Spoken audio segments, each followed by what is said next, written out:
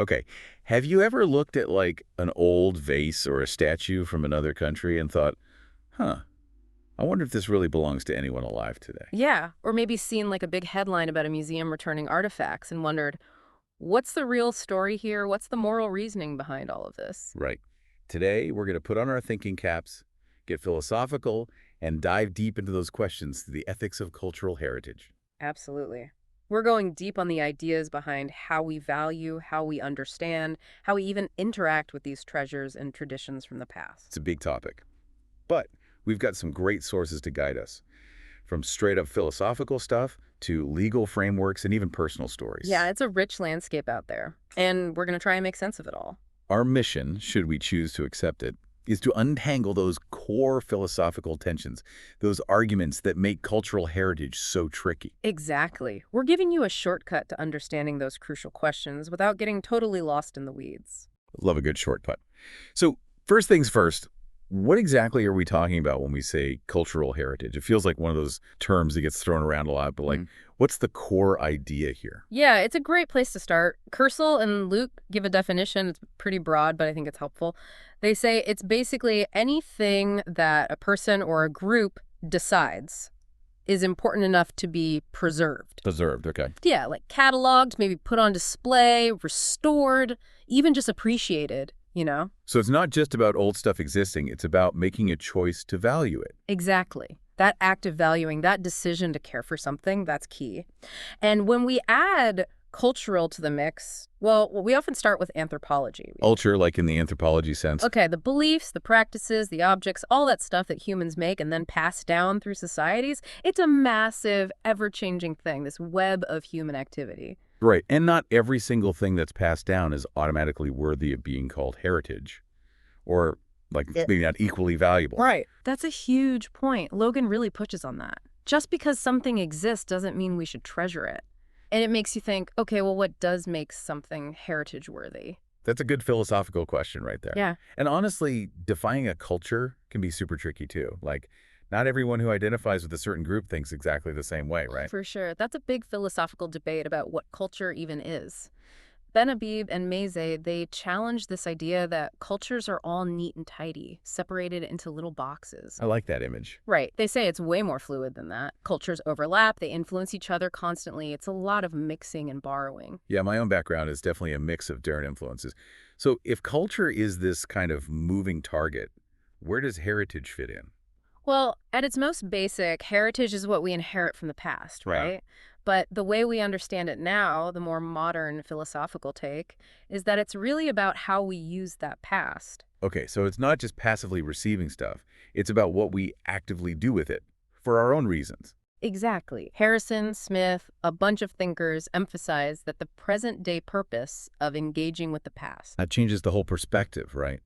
Like the past isn't just sitting there, we're making choices about it. Totally. And this leads to a distinction that I think is really important. The difference between what's considered official heritage and what's unofficial.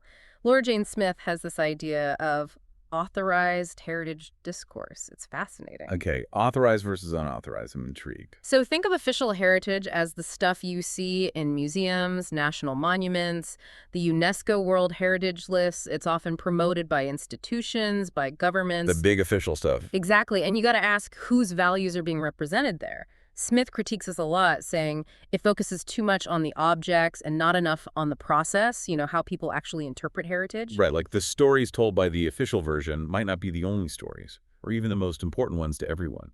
Exactly. And that's where unofficial heritage comes in. The ways individuals and communities connect with their past, on a personal level, it might be different from those big narratives. So like local festivals, family traditions, things that aren't state sanctioned but are still deeply meaningful. Absolutely. And then there's intangible heritage, too. The stories, the songs, the dances. This makes us think about how we value and preserve things that aren't physical objects. It's not all about the stuff you can put in a museum, right? Right. And I guess it's not always happy history either. What about those parts of the past that are hard to face, even traumatic? Yeah, that's what's called difficult or dissonant heritage. Places connected to injustice, suffering, things like that. It forces us to think about how to reconcile this idea of heritage as something good with these sites that can be really painful. It challenges our assumptions. For sure. And it can bring up conflicting identities, competing narratives, really make you question whose memories are being acknowledged and whose are being ignored. Yeah, heavy stuff. And it sounds like heritage and national heritage aren't always the same thing either. Totally. While heritage is often used to build national identity, it's important to remember that nations aren't culturally uniform. Yeah? People within a nation might have very different cultural backgrounds and Right, experiences. diversity within borders. Exactly. And that's where some of the most interesting and difficult questions about cultural heritage pop up. Whose heritage gets recognized? Whose gets pushed aside? Yeah, who gets to decide what counts, right? Right. Okay, so heritage has this political side to it, it seems. How is it different from just history? That's a good question. Some argue that heritage is more about shaping the present, even if it means bending the truth a little, highlighting certain parts and downplaying others. Lowenthal talks about this a lot. Okay, interesting. While history, at least ideally, strives for accuracy, but even historians have to make choices, about how to tell a story. Troyle's work shows that. So it's not a simple distinction between subjective heritage and objective history. There's always interpretation involved, it sounds like. One last thing before we move on. What about those places where culture and nature are all mixed up? I've definitely seen landscapes that have deep cultural meaning, not just ecological importance. Absolutely. That neat separation between cultural and natural heritage, it kind of breaks down in those places.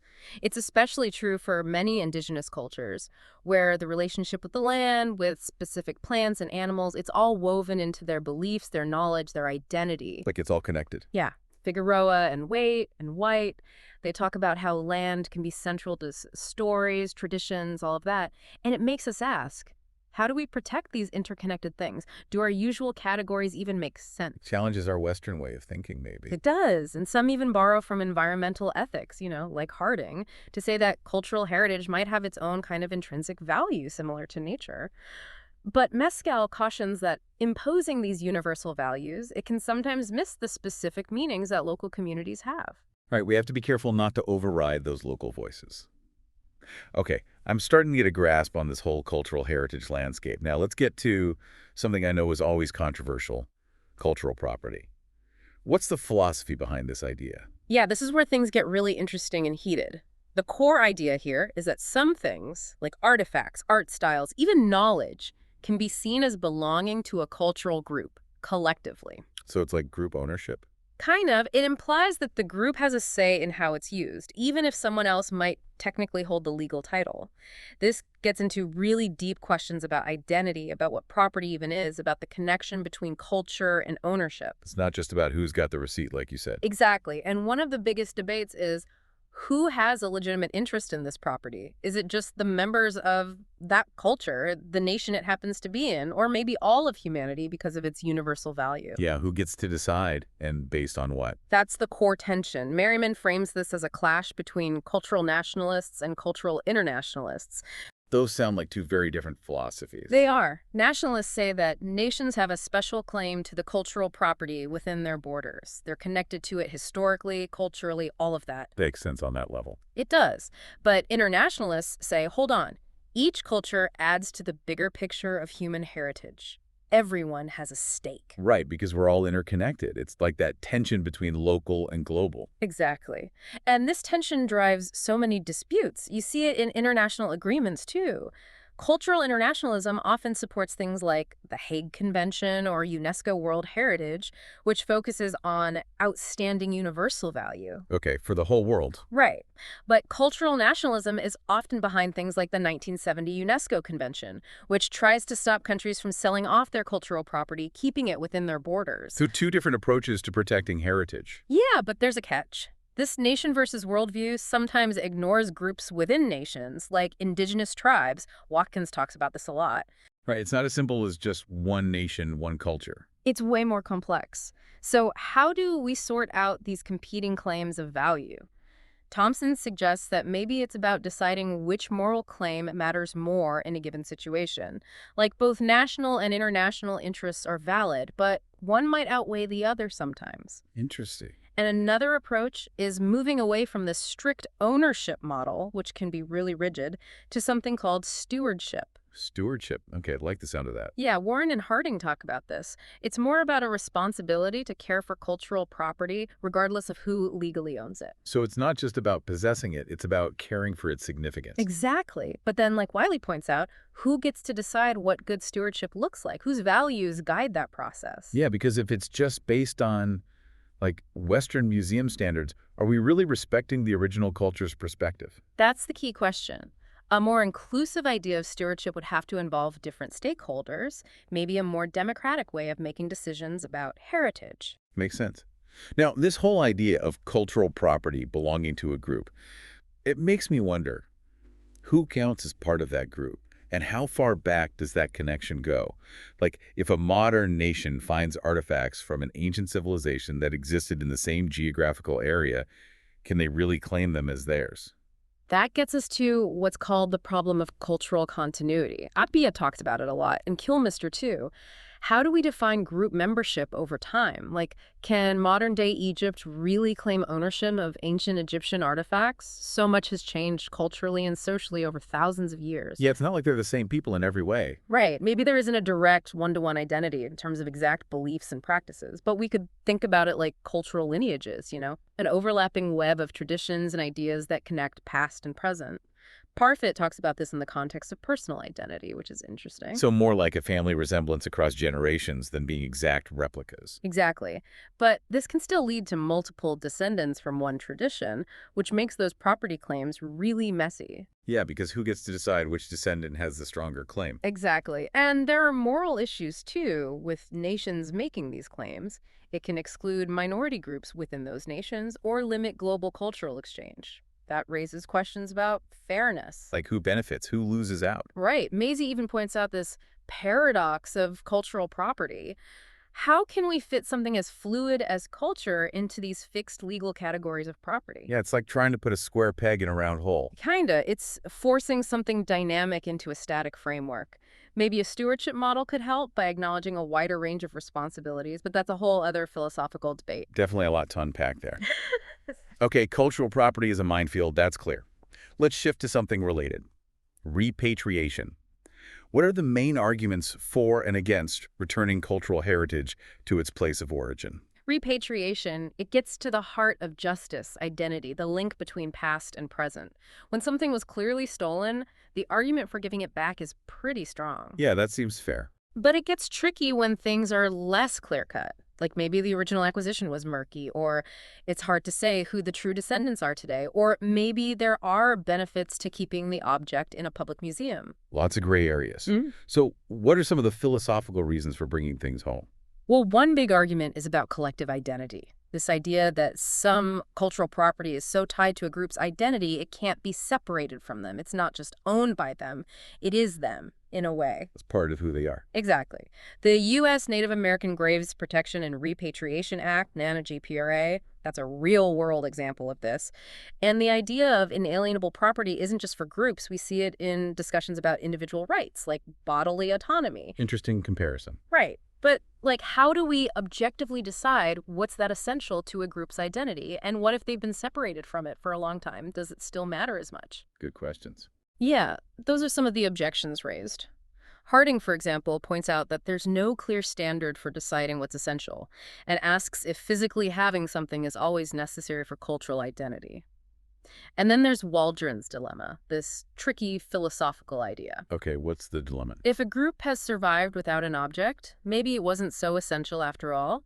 But if it really is essential, how can they still be the same group without it? It's a mind bender for sure. It is.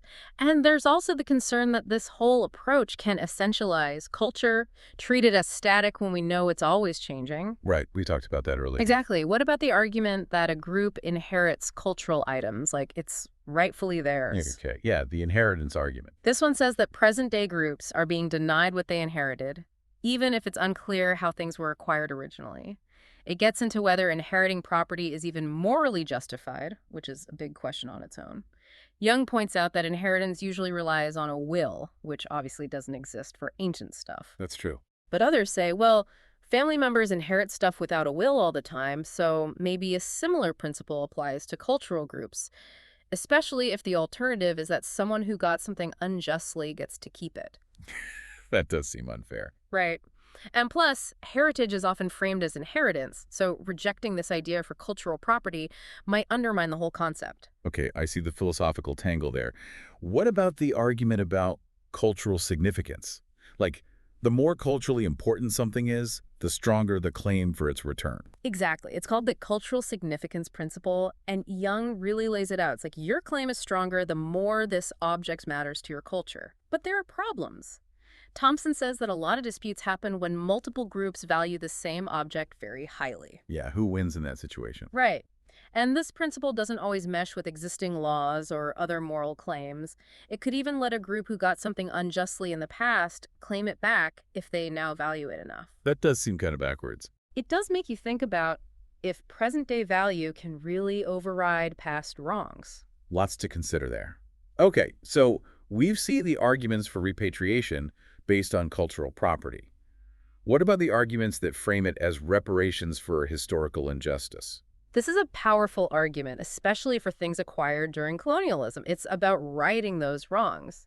And for human remains, this is especially relevant. They're not always seen as property. They have their own special ethical considerations. Yeah, human remains are a whole other level. Definitely. So for this reparations argument to work, we need to show that A, there was a genuine injustice, B, reparations are the right way to address it, and C, repatriation is the specific form of reparation that makes sense. Okay, so the first step is proving that the acquisition was actually unjust. Exactly. Bjornberg is big on that. If it wasn't unjust by the standards of the time, or if we just can't prove it either way, the reparations argument weakens. Makes sense. But what if the injustice was broader? Like, not just about one specific object, but about how a whole group was treated? That's where some philosophers say repatriation can be symbolic, compensating for overall harm, even if the link to one object isn't direct. This could be helpful because you don't have to prove every single item was unjustly acquired. It broadens the scope. Mm-hmm. Okay, but who gets those reparations? How do we figure out who the rightful descendants are? That's a huge challenge, ethically and logistically. Boxill gets into the philosophy of this. One way is to trace a chain of harm from the initial injustice to the group today. Another is to argue that there's this inherited debt of justice that hasn't been repaid. Some use shared culture as a way to identify descendants, but then we're back to those issues of continuity and essentialism. Full circle. Right. Maybe focusing on a demonstrable chain of harm, that might work without needing to define culture so strictly, but it's not easy. What about the argument that some cultural heritage is just so important for all of humanity that it should stay in public institutions where everyone can learn from it? That's a big counter-argument, and it often relies on the idea of universal value. Lindsay talks about this.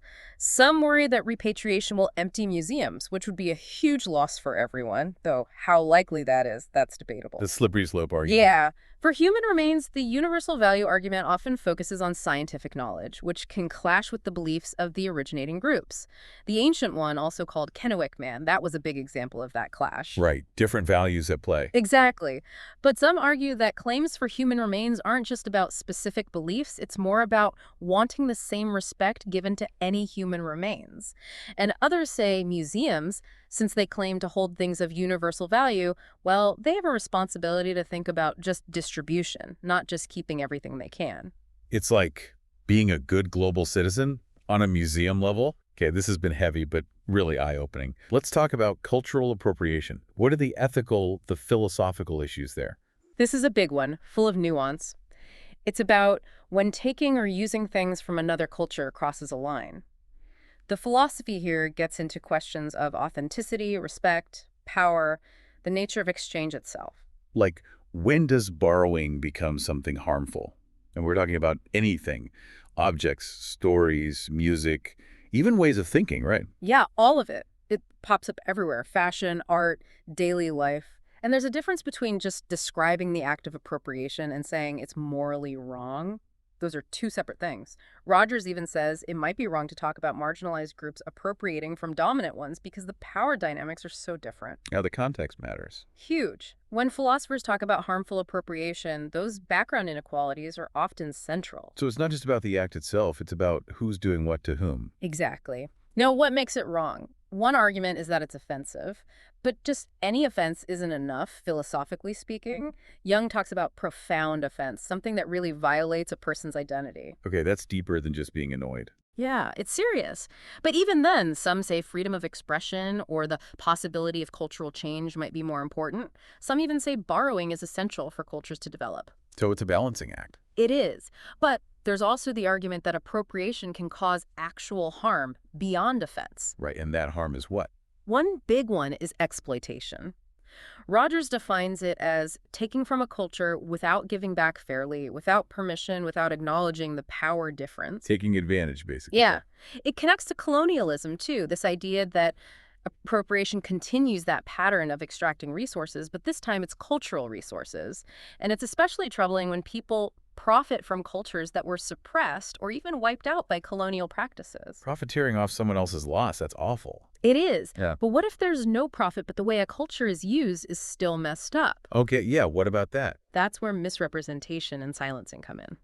Appropriation can present cultures in a false way, reinforce stereotypes, distort meanings, and it can also silence people from those cultures by taking away their authority to speak about it. This can lead to cultures being eroded, even assimilated. Yeah, so it's not just about being respectful, it's about who has the power to define and represent a culture. Exactly. Some philosophers even say we have a responsibility to actively engage in our own cultures to keep them alive. These harms, they connect to bigger ideas too, like epistemic injustice and violence, where a group's right to know and speak for themselves is denied. That's heavy stuff. It is. But cultures have always influenced each other, right? Where's the line? This is where we get to the problem of cultural essentialism, which is a philosophical headache. Okay, essentialism, remind me what that is again. It's the idea that you can define a cultural group by a set of fixed characteristics. And appropriation kind of relies on this idea of insiders and outsiders. But there are two big problems with this. First, cultures don't actually have these rigid boundaries. They're fluid, they change through interaction. They're dynamic, like we talked about. Exactly. Trying to define those boundaries is a philosophical nightmare. Second, morally speaking, if you object to appropriation based on these essentialist ideas, you might actually make those boundaries stronger and exclude people who don't fit the mold. It creates this narrow idea of what's authentic, which can be really harmful. Yeah, like policing someone else's culture. Not cool. Not at all. Yeah. Patton talks about a dilemma of essentialism in multiculturalism, and it applies here too. How do we understand cultural identity in a way that avoids both rigid definitions and dismissing real harm? Right, because dismissing concerns about cultural appropriation isn't the answer either. Definitely not. Maybe a good understanding of group membership or shifting the focus to those background inequalities that might help us navigate this ethically. But it's an ongoing philosophical puzzle. So much to think about. Okay, one last area, maybe a bit unexpected. Heritage and the environment. Yeah, this might seem separate from what we've been talking about, but it's not. Whether or not we see a clear line between cultural and natural heritage, the idea of heritage is shaping how we think about our duties to the environment. Okay, I'm curious. One view that Eliot puts forward is that nature has value because it existed long before humans. This leads to the idea that truly restoring nature to its original state is impossible because we can't undo human impact. But some say this sharp division between nature and culture is too simplistic. Like it's all intertwined. Right. So how does heritage play into environmental ethics? Well, Thompson says that seeing the environment as cultural heritage gives us extra reasons to protect it. It could be an inheritance from past generations that we need to safeguard for future ones. Like a responsibility across time. Exactly. And O'Neill and others say certain places become tied to our history and identity, so preserving them is about holding on to who we are. And indigenous perspectives often see the health of the environment as crucial for cultural survival.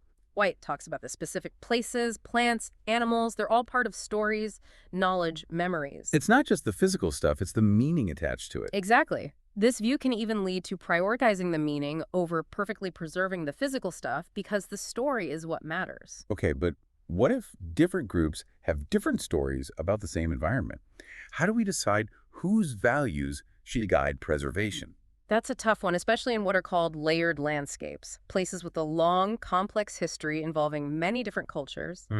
Our Dickon and Havlick talk about this. It's not like restoring nature to some pristine state, because here we have multiple human values and narratives all layered on top of each other. It's like a historical palimpsest, but for landscapes. Great analogy. McShane says we need clear, fair standards for deciding between those competing narratives, especially because there's often power imbalances involved. Who gets to tell their story loudest? Right, whose voices get heard. Okay, we've covered so much. Any other big philosophical areas we missed? There are a few. The ethics of how museums display things, that goes beyond just repatriation. It's about how they present cultures, especially non-Western ones. Eaton, Gaskell, and others are big on this. They look at potential misrepresentation, lack of input from the source communities, all the power dynamics in museums. Like who controls the narrative? Exactly. Then there's archaeological ethics, all about responsible digging, treating human remains with respect, the ethics of research itself, and protecting cultural heritage during war. That raises huge dilemmas about risking lives, about intervention. So many ethical layers. There are, but it's all connected. So, big picture, what are the key tensions in all these debates? Yeah, let's sum it up. We've seen the clash between universalism, that heritage matters for everyone, and cultural specificity, those unique connections groups have to their own heritage. And colonialism's legacy, the unequal power dynamics globally, that's always present. And then the problem of defining cultures without being too rigid, without essentializing, that's a constant struggle. It all comes back to those core philosophical questions about identity, value, and power. Exactly. So going back to those early examples, the song, the artifacts, it's clear that being philosophical about this stuff helps us see those deeper layers, the moral and political stuff that's at play. It's not just about legal ownership, it's way more complex than that. Way more. And by grappling with these ideas, you now have tools to think critically about cultural heritage, whether it's in the news or your own life. This deep dive has given us a lot to chew on. But before we go, here's a final thought for you all. Culture is always changing, and the past has this huge weight.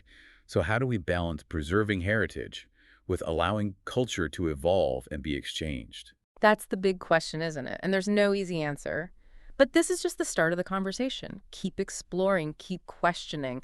Look at your own community. See how these tensions play out. Exactly. Becoming informed, it's a journey, and it's ongoing. Couldn't have said it better myself.